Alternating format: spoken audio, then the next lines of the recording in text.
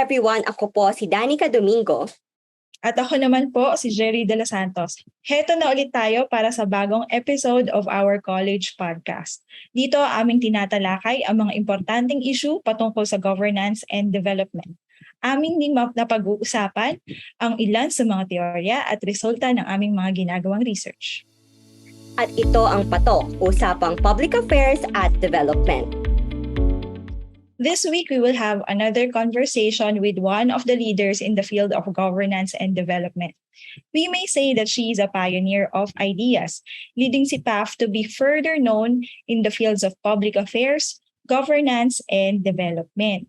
You know, Danica, what a privilege it is to be able to speak to this woman today. In line with the theme of our silver anniversary, to honor the past, it is just about right that we talk about her legacy.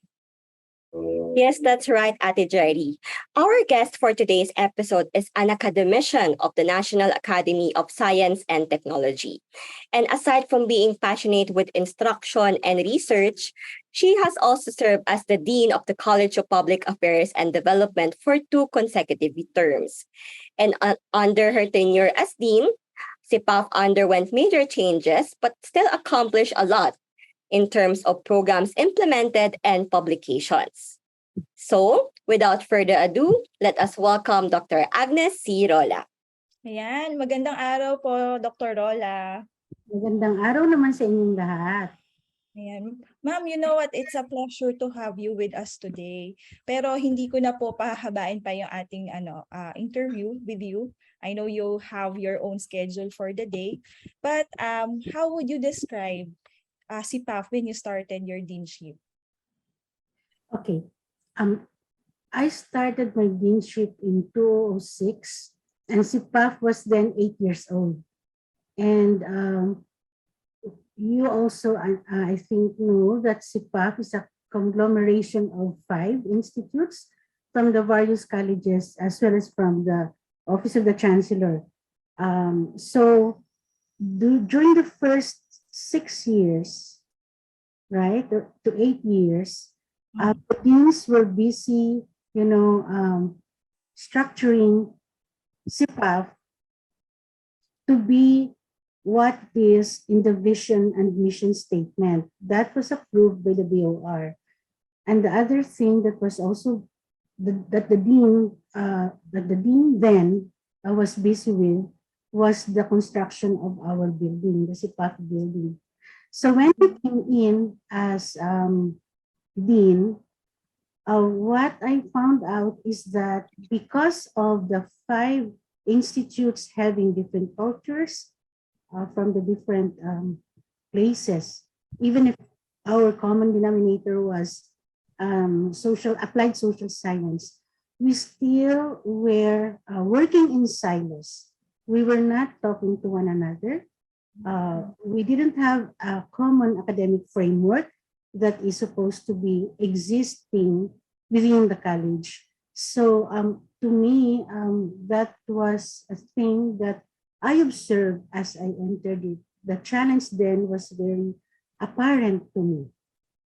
Mm-hmm. But ma'am, with these issues during the start of your tenure as dean, what were your initial plans and your vision for the college then? Yeah, so my vision then was to, have that academic framework where we as institutes together can relate to. Okay. So it's not just about, agrarian reform. It's not just about cooperatives. It's not just about development management, etc. But what do we as a college do?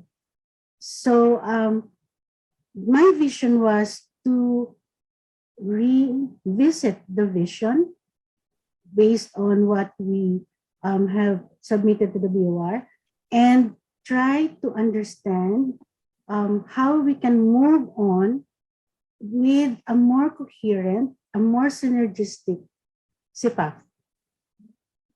I think, ma'am, you stepped in as a dean with all of these things going on. No? You've mentioned about working in silos, the need for a vision for the college, a framework. Can you tell us more about the challenges that you had during your term?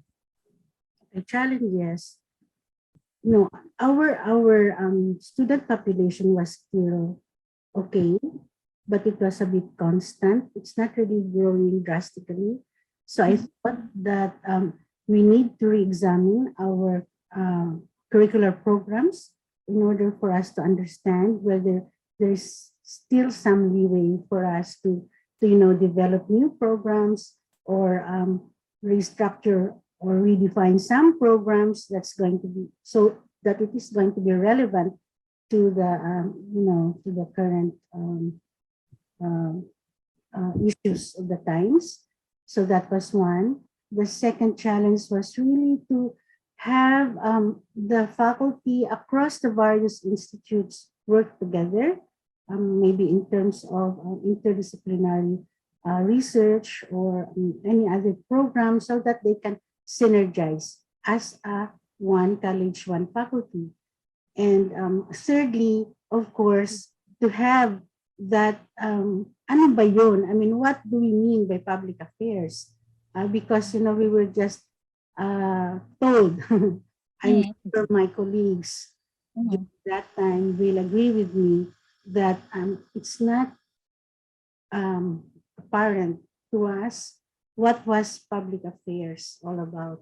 So we were just said, they were they were telling us that you're going to be a college of public affairs. See, so as dean again, and as of course the academic leader, I had to do some research.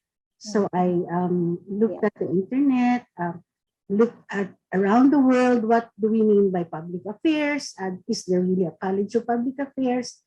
And then I was able to understand quite fully that, especially in the United States, they do have a college of public affairs, but it's not just public affairs per se, because public affairs, as a notion, as a concept, is too broad.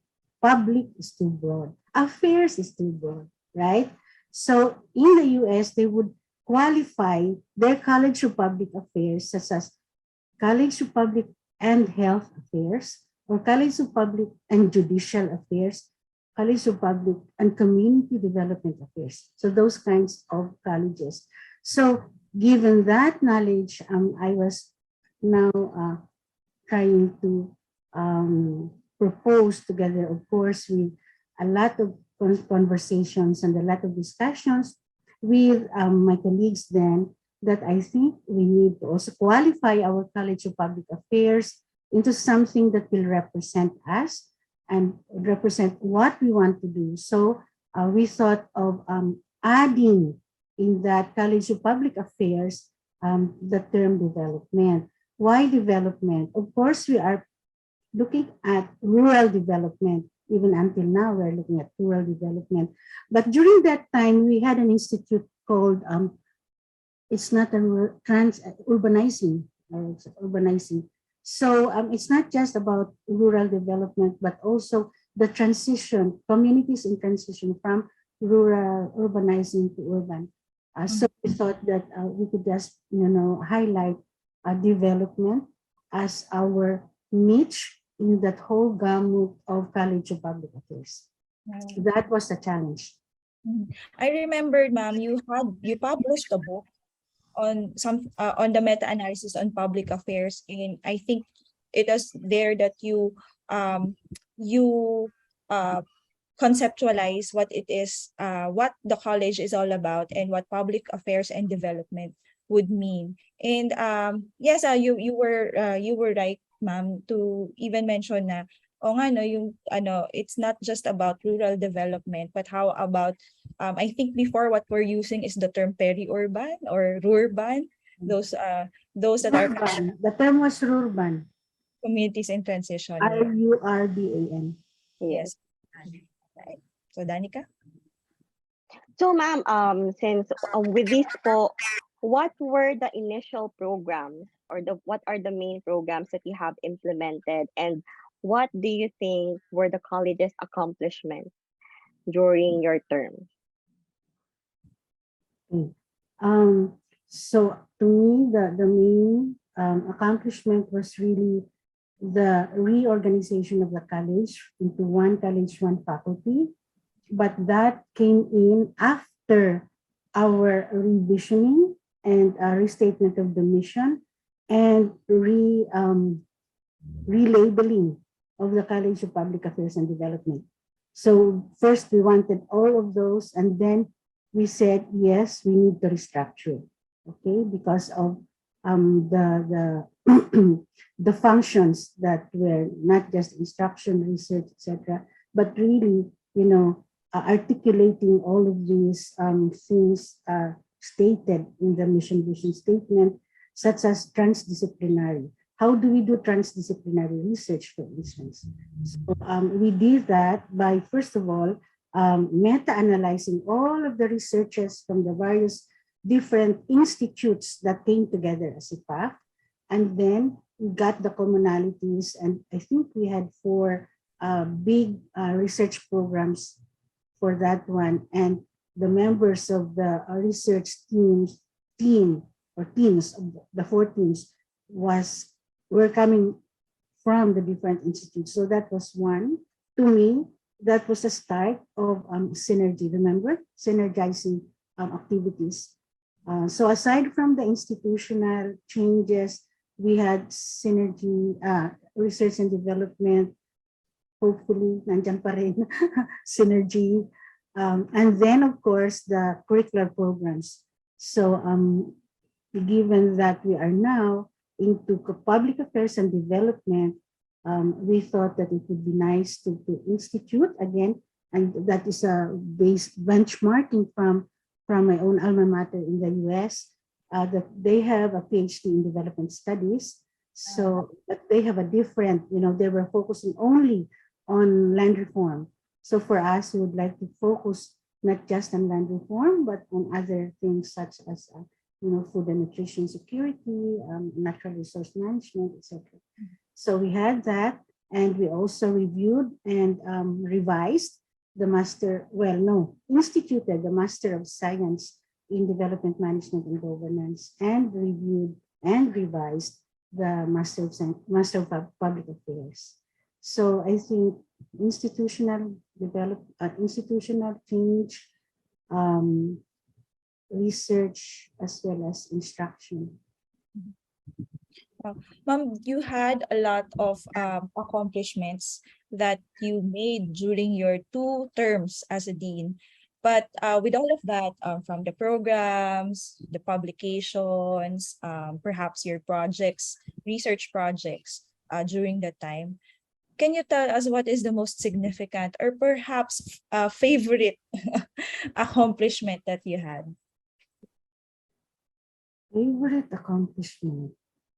Well, I think, so it's not just me, because if I was not supported by all faculty, all reps, all admin staff, we would not have done this thing. But to me, I think it's really the understanding and the niche, the niche definition of the CPAf, to be a center.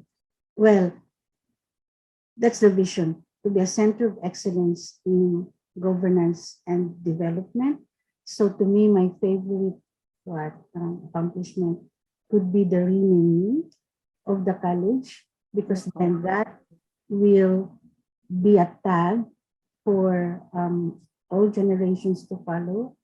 Maybe next time it's not just governance and development as the excellence, but renaming it to be the College of Public Affairs and Development had people, understand more clearly what we are talking about in terms of public affairs.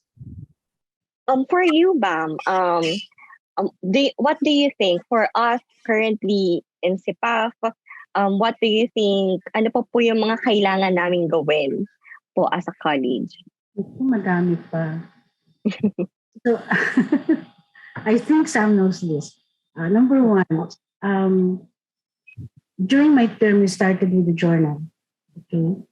Yes. And the one thing that can be done by the faculty, the reps, the students of CPAf at this time is to take care of the journal.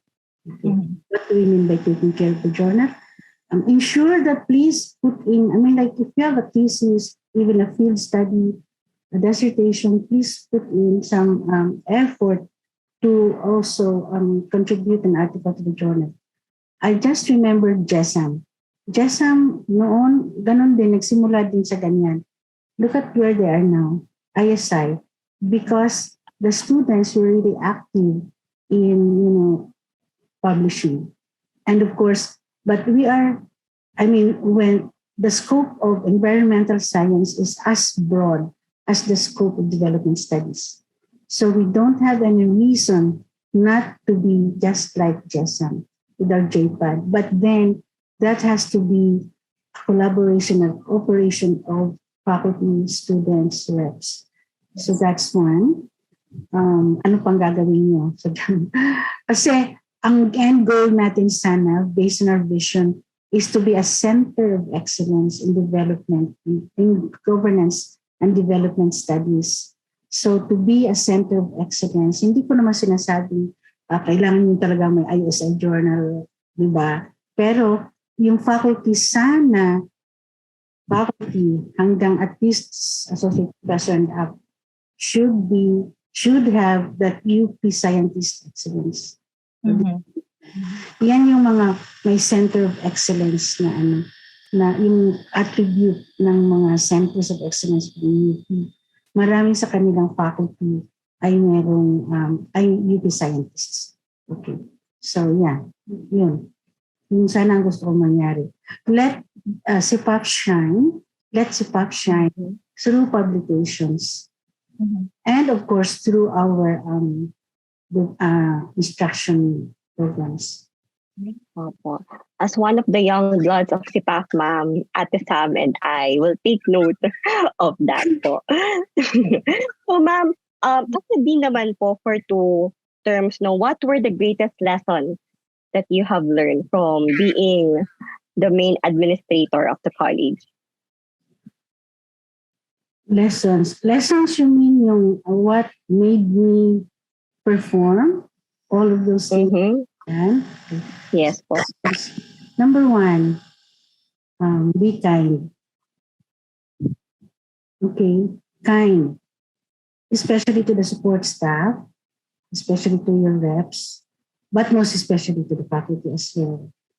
So, alam naman natin kung how it is to be kind, right? Second, listen. Listen, because hindi lang yung, it's not your thought that is important, but basically the thought of your colleagues. I listened a lot. I even cried while listening because of the empathy that I have. Pero, but that brought us closer, and that brought me closer to my colleagues. At alam niyo naman na, siguro personality ko din yun, I'm quiet because I'm listening. So, ano pa ba? Challenges ko. Parang naglagay ako ng challenge. How to make CPAf shine. That was my challenge then. Kasi during that time, yung administration, si Dr. Ari Velasco, was really looking at CPAf kasi we were the youngest college. So parang, paano na kayo? Parang talagang tataas kayo kaagad. Ganun gagawin natin. Paano niyo gagawin yung tataas ng even at the level of the university system. Si President Pascual then. President Pascual was retired from ADB, Asian Development Bank. So he is a development person. Kaya nung yung pinipresent ko yung PhD Development Studies proposal sa college, sa BOR, Board of Regents, walang tanong. Ang tanong lang was, President Pascual then was, when are you going to start the program? Kasi sold sila doon sa ating ginagawa.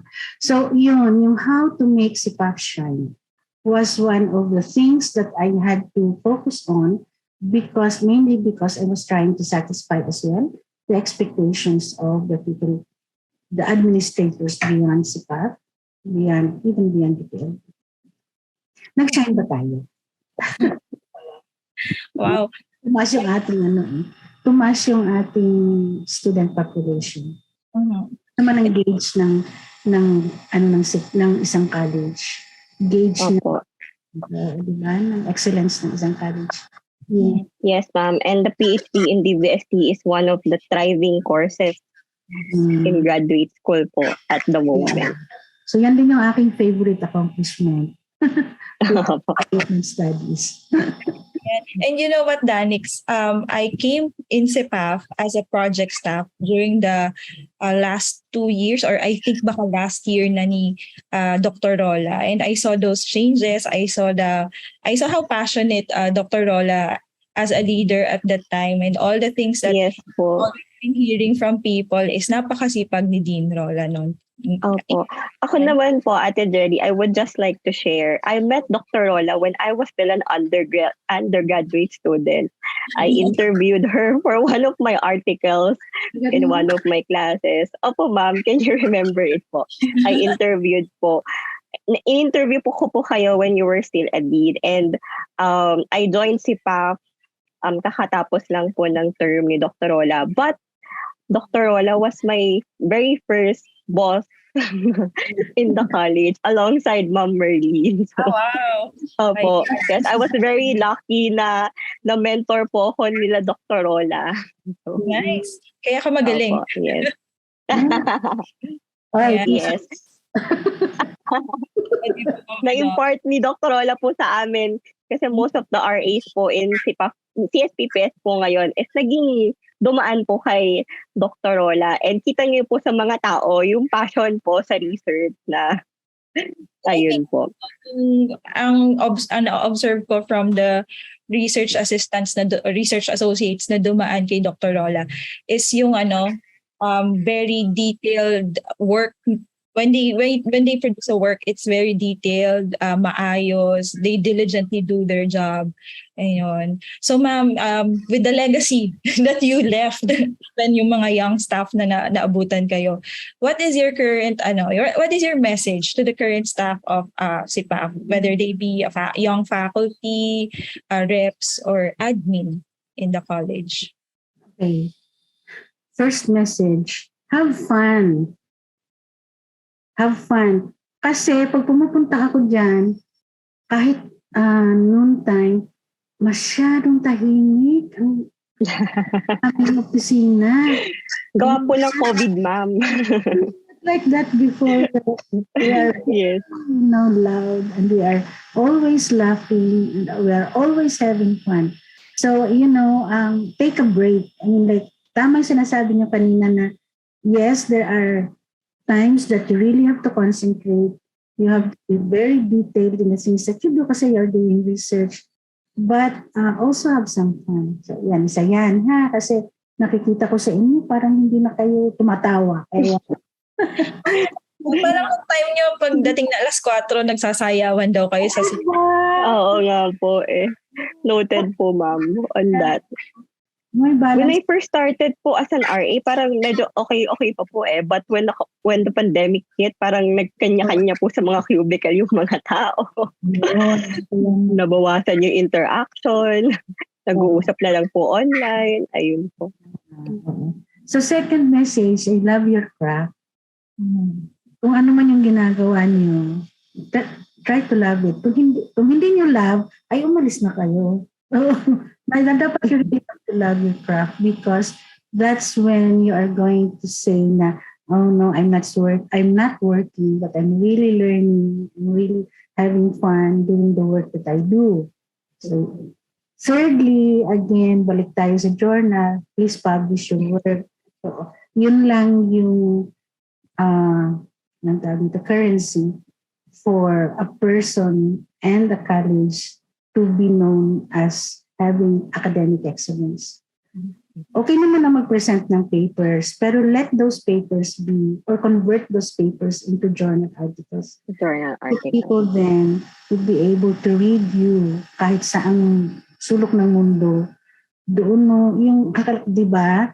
Because academics or CPAf and its faculty and students need to have that contribution to knowledge.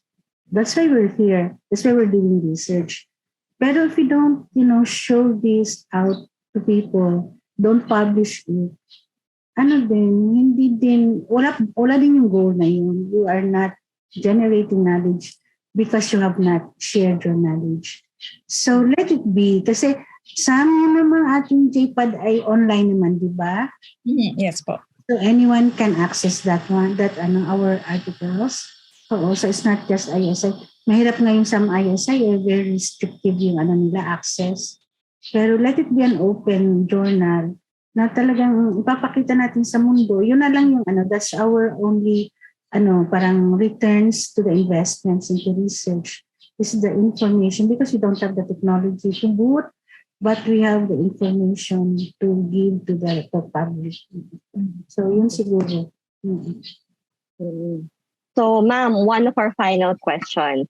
How do you see CPAF maybe 5 or 10 years from now? How do I see? Naku, ang ambisyoso ko. About CPAF. Okay lang po, ma'am.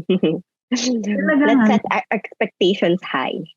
Expectations is that we will be able to attain our vision at this time, the Center of Excellence in Governance and Development Studies.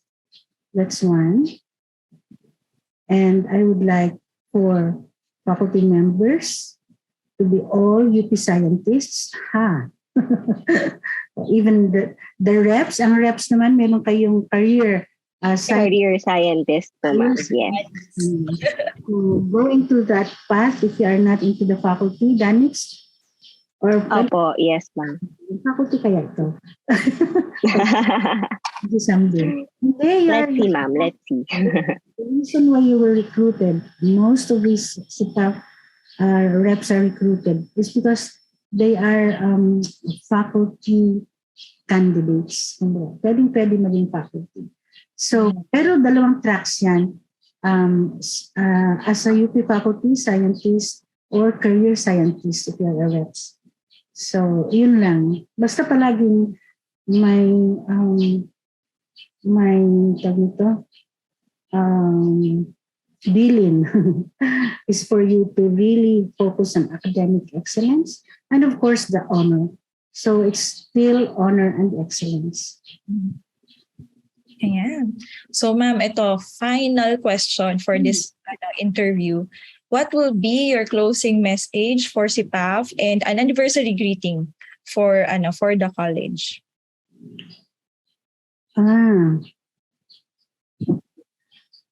Since tayo ay magse-celebrate ma'am 5th anniversary, what would be your message for our college? So still for students, for faculty, for reps, for admin staff, I think I would like for you to really find our niche as CPAF. Kasi mahirap hanapin yung niche na yan. NICHE. Okay. But once you have that, you will be able to really, that's what I said, prove yourself as the, not only the pioneer, but as the excellent leader in that particular niche. So it's all about what we do in our academic programs, in our research. Pero pag sinabi ko niche kasi, yung natatay together lahat ng ginagawa natin. There's a framework, there's an umbrella where nobody can do it, only CPAF. Okay? So that's the niche. Please, kung hindi pa natin nakikita yun, or we have not defined the boundaries of our niche, then do it. And then, of course, parang sa elementary, go CPAF, grow CPAF, and blow CPAF. Nice. Anniversary, everyone.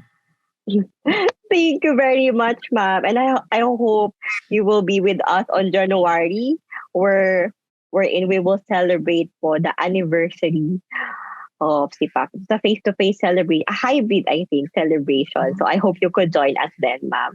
So thank you very much for gracing our today's episode, a very nostalgic Patok Anniversary Celebration Series for CPAf. Okay, thank you to my pleasure. Thank you, ma'am. So Oh, much. thank you po. Thank you so much, ma'am. Okay.